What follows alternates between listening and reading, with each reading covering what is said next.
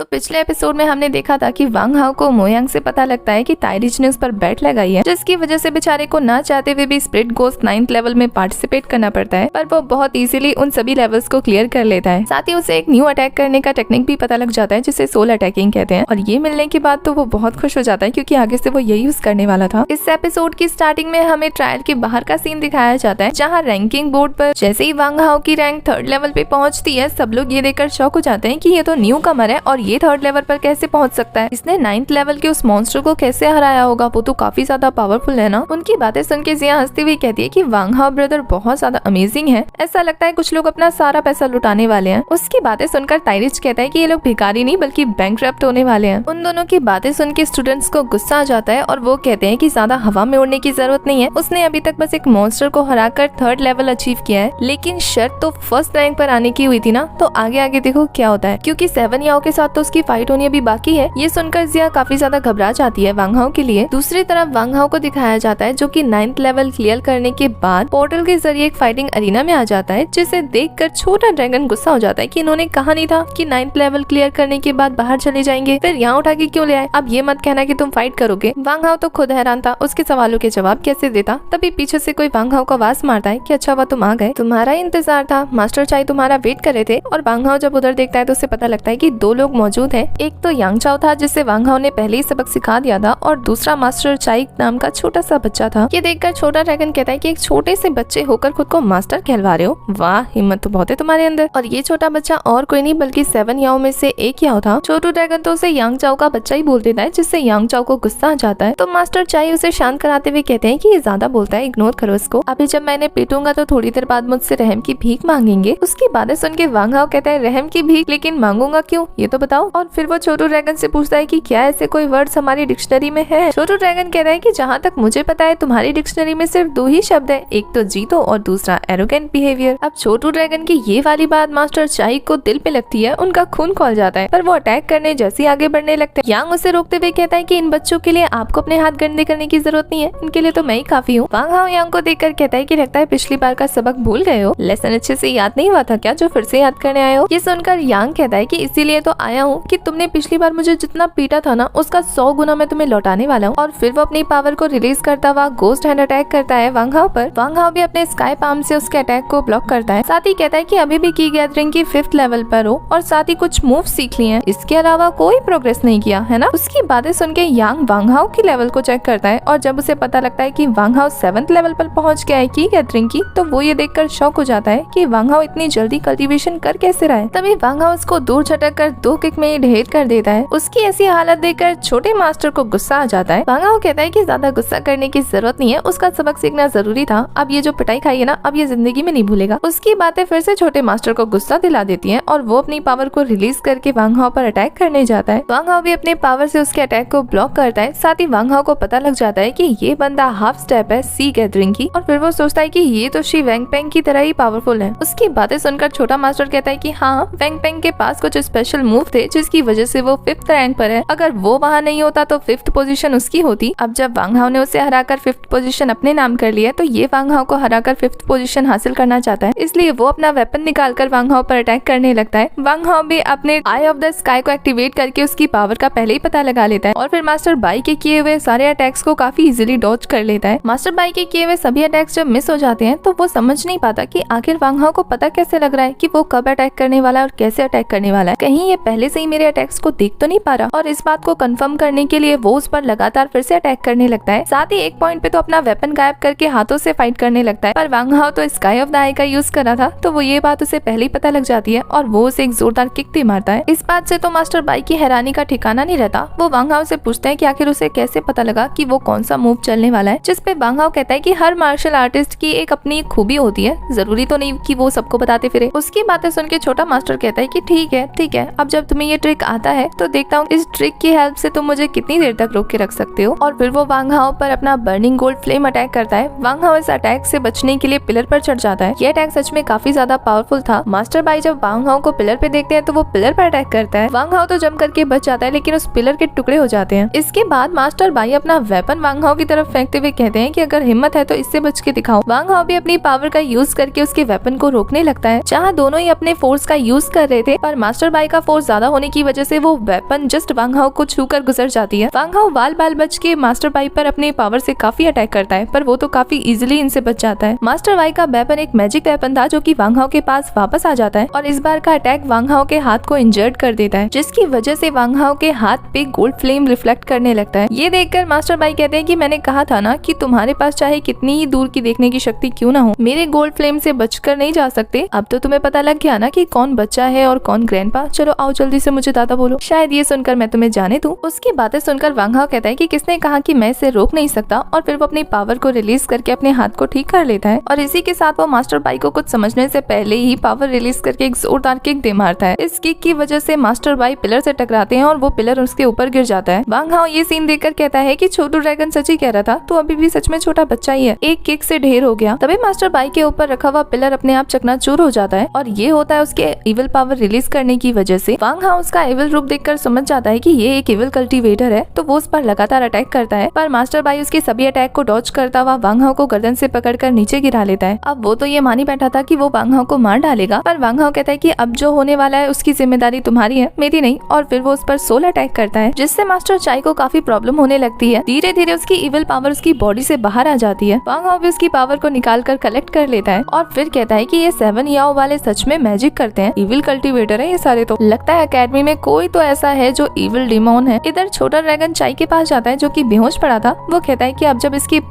इसकी बॉडी से सारी इविल पावर बाहर आ गई है तो मे भी शायद अब ये 7 याओ नहीं रहा और होश आते ही अब ये फिर से बच्चा बन जाएगा। उसके बाद पता नहीं है क्या करेगा, इसे याद रहेगा भी कि नहीं कि इसके पास मैजिक पावर थी। तभी वहाँ पोर्टल ओपन हो जाता है और छोटा ड्रैगन वांग हाओ को वहाँ से चलने को कहता है। वांग हाओ जैसे ही वहाँ से जाने लगता है वो देखता है कि चाई ने उसके पैरों को पकड़ रखा है और उसे ब्रदर बोल रहा है। ये सुनने के बाद तो वो दोनों शॉक हो जाते हैं कि अभी थोड़ी देर पहले जो उनसे फाइट करा था वो भी बच्चे की तरह उनके पैरों से लिपटा हुआ है। दूसरी तरफ ट्रायल के बाहर का सीन दिखाया जाता है जहाँ सभी स्टूडेंट को पता लग जाता है कि वांग हाओ फर्स्ट रैंकिंग तक पहुँच गया है और ये देखकर सब लोग हैरान होते हैं कि की गैदरिंग पर पहुँचने वाला लड़का 7 याओ में से एक को कैसे हरा सकता है। उनके लिए ये यकीन कर पाना तो काफी मुश्किल था। साथ ही उनमें से एक बंदा बेहोश होकर गिर जाता है कि उसने तो इस बैट में सब कुछ लगा दिया था, वो तो हार गया सब कुछ। इधर जिया ताइरिज को कहती है कि देखा हम लोग बैट जीत गए। तभी ताई को दिखाया जाता है जो कि सीरियस था। जिया जब उससे रीजन पूछती है तो वो कहता है कि पता नहीं उसे कुछ अजीब सी फीलिंग हो रही है। उसके ऐसा बोलते ही कहीं से 6th प्रिंस आ जाते हैं और वो कहता है कि मैं अपने साथ पैसा लेकर नहीं घूमता, लेकिन अपने पास एक गोल्ड की रिंग निकालता है जो कि काफी ज्यादा महंगी थी। उसे ताइरिज के सामने रखते हुए कहता है कि मैं बैट लगाता हूँ कि वांग हाओ हार जाएगा। जिया कहती है कि अब बैट लगाने से क्या फायदा, वो तो ऑलरेडी फर्स्ट पर है। तभी उन्हें पता लगता है कि वांग हाओ के अलावा वहाँ पर किसी और ने एंट्री मारी है फर्स्ट प्लेस पर, जिसका नाम जाओ टियानचेन था, जो कि 7 याओ का 4th मेंबर था और वो टियानवो एकेडमी के लोअर हाउस से बिलोंग करता था। उसकी पावर काफी ज्यादा थी, जिसे देखकर ताइरिज काफी परेशान हो जाता है क्योंकि शायद उसे उसकी पावर का अंदाजा था। और इसी के साथ हमारा ये वाला एपिसोड हो जाता है खत्म।